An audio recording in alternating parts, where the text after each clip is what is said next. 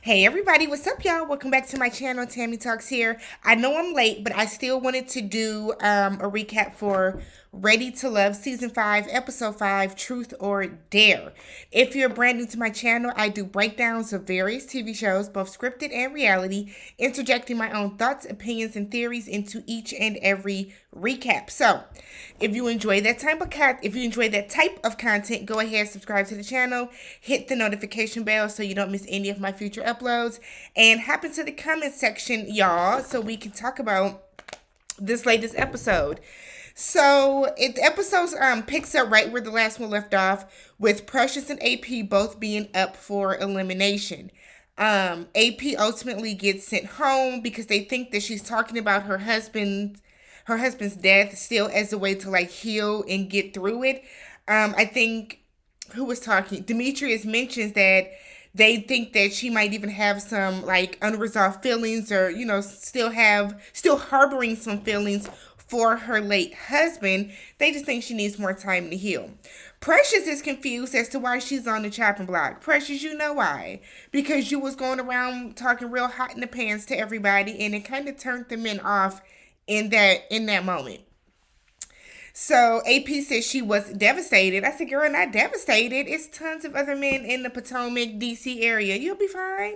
You'll be fine.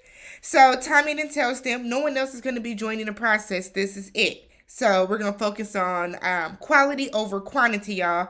This is it. So Tommy leaves, and so now the party can really begin. So Clifton makes a plate for Carmen. I do not like Carmen, y'all. Something about the way Carmen looks at people, it's like she is looking through these people's souls. I can't get with it. I can't even describe it, but I do not like Herman. So Laverne wants to play Truth or Dare because we're 13 at band camp. So Laverne wants to play Truth or Dare. And off rip, the first question is for somebody. Who was it? Was it somebody had to go rub on the man that they were feeling? Then it gets to Joy. Joy gets dared to go kiss the man she has the best connection with. She of course runs over to Clifton. In that moment, Carmen looks mad because he just made me a plate. Girl, if you can't see the chemistry and what's going on between Clifton and Joy, then you are choosing not to see it.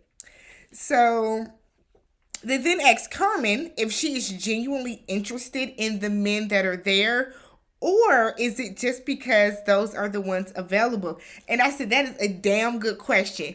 And I think a lot of these kind of dating shows should kind of ask that too. Like, are y'all really there because y'all are really, really feeling those men? Or y'all still on here keeping it going because y'all kind of like that's who is in front of you? She said that she is definitely attracted, and she's genuinely interested in all of the men.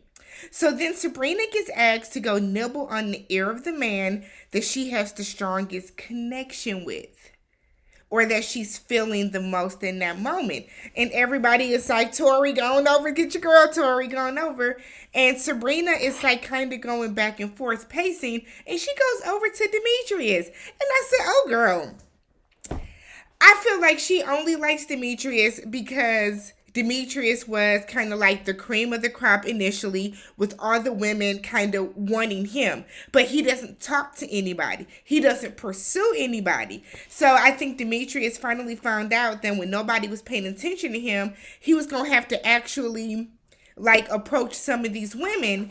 And that's when he approached Sabrina.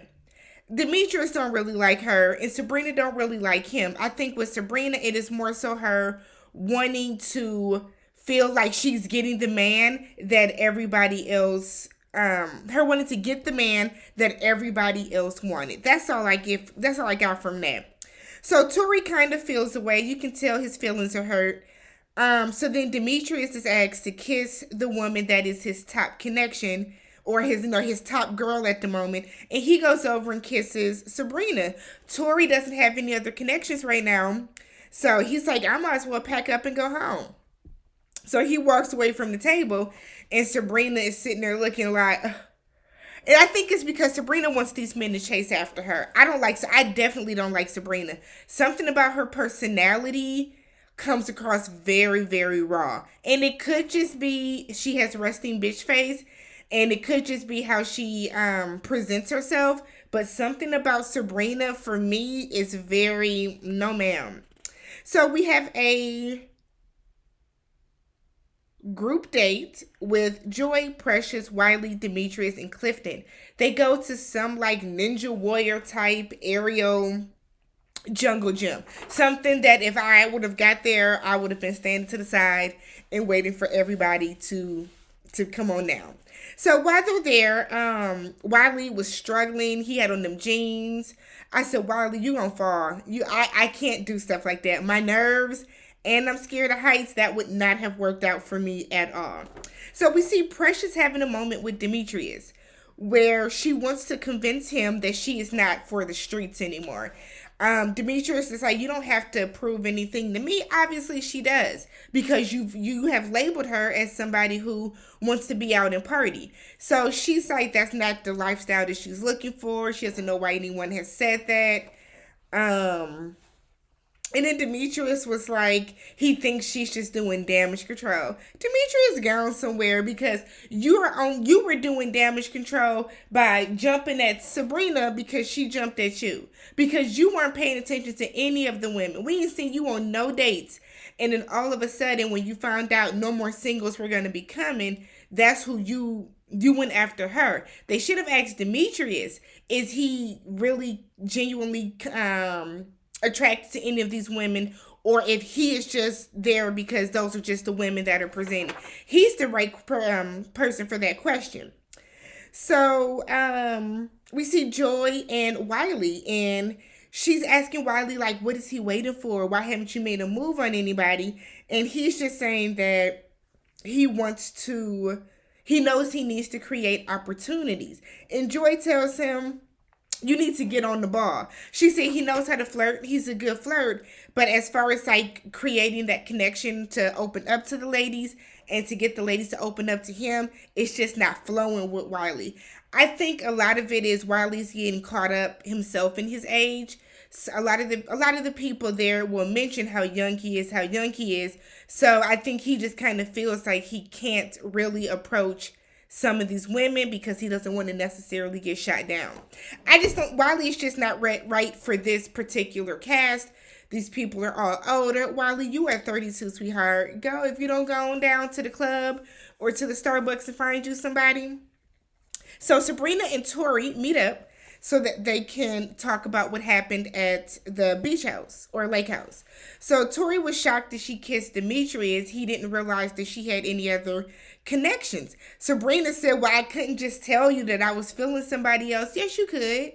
You absolutely could have. I kind of feel like that's how this is designed. He knows that you're dating other people, but if you don't express to him that, you're entertaining other people too, and then you go up and you kiss somebody else as your top connection, that's definitely going to make him feel away. And I feel like the way Sabrina handled that was kind of like bitchy.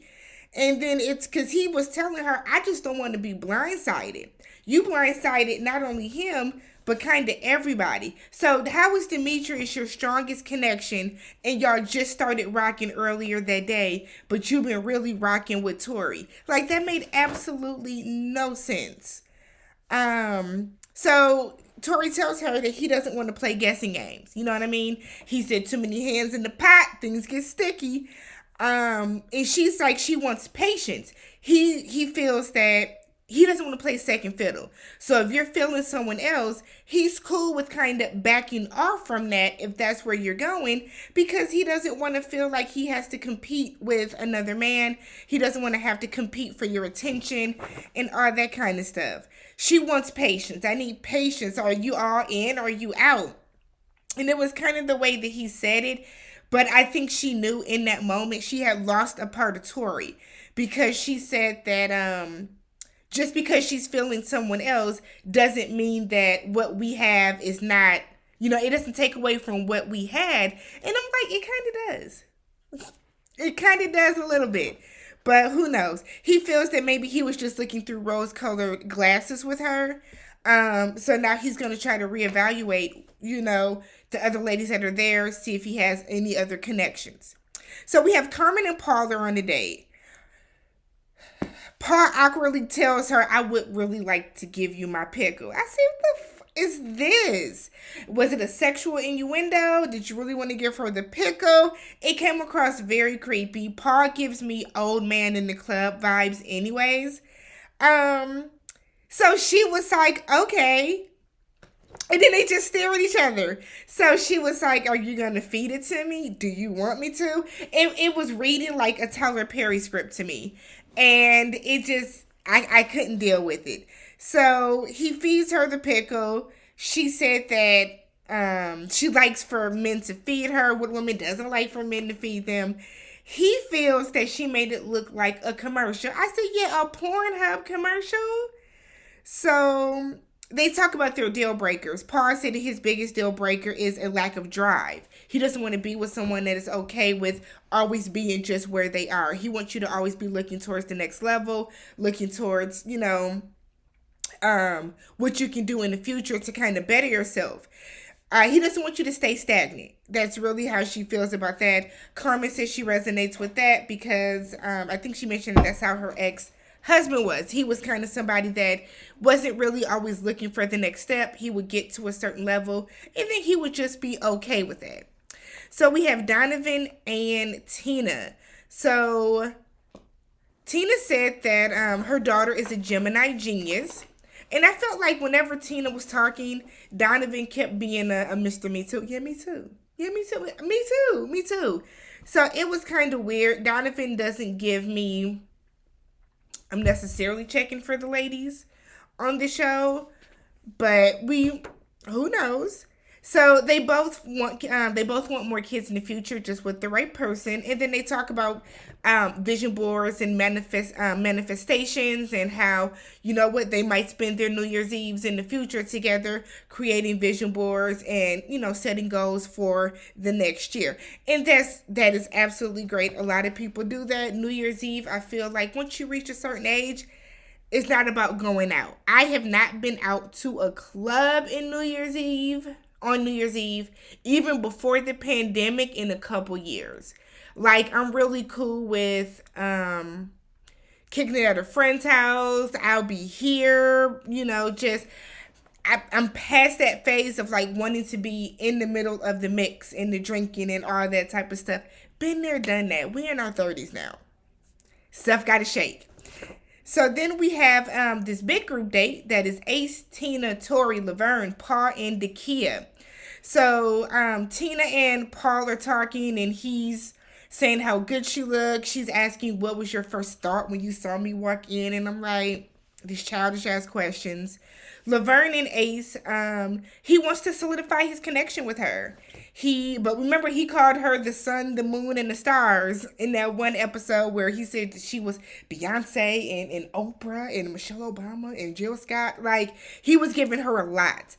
So Ace seems to be the only one still really entertained by Laverne's antics. A lot of the women have said he's negative. A lot have said that he's very withdrawn. But she seems to be very, very still, enthralled by him. So we see Tori and Dakia are talking. And she kind of asked him, was he blindsided when Sabrina kissed Demetrius? He said he was, but now it's causing him to kind of reshift his focus and see what he wants to do. He mentioned in the confessional that it's time for him to explore some other connections, and he wants to give some of the other ladies some attention to see if he can start rocking with them and maybe building something with some of the other ladies, because Sabrina's out here playing games, and it's really because Sabrina just wasn't honest. If Sabrina would have just really been honest and told Tori that she's also feeling Demetrius, then I feel like he would have been more comfortable with it. But you kind of like blindsided him and low-key embarrassed him because everybody thought that you were going to go after him. So Laverne is talking to Tina. He called himself a Southern gentleman and then said he was from Gary, Indiana. That is not the South. Gary, Indiana is not the South. And then, like, again, he likes to talk about Michael Jackson. Laverne, look. I mean, do you know Michael Jackson? Does your family know the Jackson family? Like, that's a very weird flex. That's a weird flex. I don't think people are like, yeah, I'm from Philly. Jill Scott's from Philly. In case you didn't know.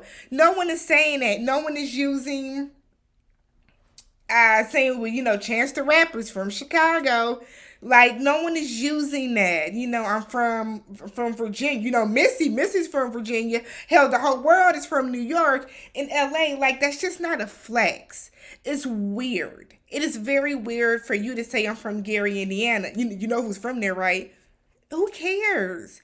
Who cares? Like, don't none of them Jacksons live in Indiana still. So who cares? So Tina feels that Laverne is weird. I think he's weird too. He's doing all this super small talk about how he works out and how he does this X amount of times a week. He doesn't get really deep with these people, with these ladies. So then when we get to the ladies' lounge, they talk about how Truth or Dare went. And then Sabrina's just saying how she's just so torn. Girl, you are full of shit. You are not this torn. You only want Demetrius because everybody else wanted Demetrius and he wasn't paying attention to you. So you're going to miss out on Tori because you want to play games because Demetrius is not going to entertain you for that much longer. I wholeheartedly, I will be shocked if Sabrina and Demetrius get to the end as a couple. Very, very shocked. So they put up the two men that they feel are in the bottom. And this week we have Laverne and Wiley. So Precious takes out Laverne and she tells him that, we feel like you was being messy with Truth or Dare. He was like, none of them questions came from me, but you started the game. Y'all could have literally talked about anything else. You started Truth or Dare. That was childish and it was to be messy. She also brings up how he's not very open. He says that he's not open because he don't trust any of them. You have to earn his trust. And she's kind of like, well, you're going to have to trust us. You're going to have to open up if you want to remain a part of the process. So she tells him that we do think you are ready to love. And he's like, y'all ain't ready for me to be open. And I'm like, what you about to do? I hate when people say that. You ain't ready for me to be open. You ain't ready for the real me. Why? Are you a serial killer? Are you a psycho? Why don't people want the real you? Laverne could have went home. And then Dakia meets up with Wiley. And she tells him that, the ladies, we don't know who you like because you're not telling us. You're not being very open about that, very direct. He said that he was kind of being intentional with his intentions. I said, we're not doing spoken word, Wiley. So Wiley is ultimately sent home, and I think it was the best decision for him anyways. There was nobody there that was really connecting with him. A lot of the women felt that he was too young, and then the younger women that would be closer to his age kind of wanted older men because they kind of feel like Wiley is probably still in that, young, out party going out, being outside type of phase. So bye, Wiley. I guess that's it. If you have not already, please subscribe to the channel. Thumbs up the video. And then let's talk about everything that happened in the episode and down in the comments. Catch you guys in the next one.